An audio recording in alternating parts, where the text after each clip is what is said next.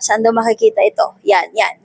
Pero bago natin sagutin kung saan yan makikita, ay alamin muna natin kung ano ba ang ibig sabihin niya. Classmate, yan ang tinatawag na non-qualified views breakdown. Ito ang mga listahan ng mga dahilan kung bakit may mga views na hindi binabayaran o hindi kasama sa computation ng iyong earnings. Kung mapapansin ninyo mga classmate, may dalawang items na makikita sa screenshot.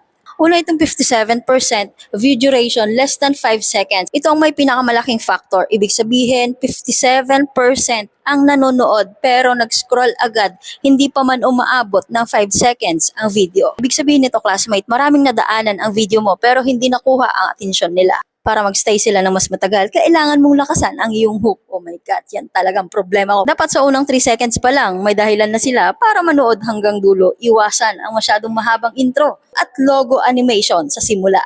Ito namang 4% na views mga classmate ay galing sa mga flag o restricted na account. Maaaring ang mga nanonood sa iyo ay bot, galing sa fake account, kaya hindi counted ang views at engagement. Maliit lang naman ang 4%, kaya hindi masyadong nakakaalarma. Normal ito sa mga videos na nagva-viral dahil naaabot nila kahit ang mga restricted na accounts. Bakit kailangan bantayan?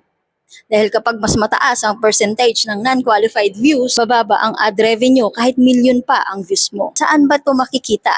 Tara, puntahan na natin. Baka magkakaiba tayo ng settings, kaya ayan, buksan nyo na lang yung professional dashboard ninyo at hanapin ang monetization. Doon tayo mag-umpisa. Kung nahanap nyo na ang monetization, pindutin nyo yan. Hanapin ang content monetization. Pindutin ang your earning rate. O may linaw. Okay? Pindutin ang your earning rate. Sa bandang baba, makikita nyo na, ayan, top reasons for non-qualified views, pati na din ang percentage o yung non-qualified views breakdown. Yan yung ipinaliwanag natin kanina. May 57% at merong 4%. Kung gusto nyo namang malaman kung ano-ano pa yung ibang listahan ng mga non-qualified views, pindutin nyo lang yung parang I dyan. Yan, lalabas na yan. Masyadong mahaba ang video na to. Kung may natutunan kayo, baka pwedeng maglambing, pakishare sa iba pa nating classmate para sabay-sabay tayong mag-grow.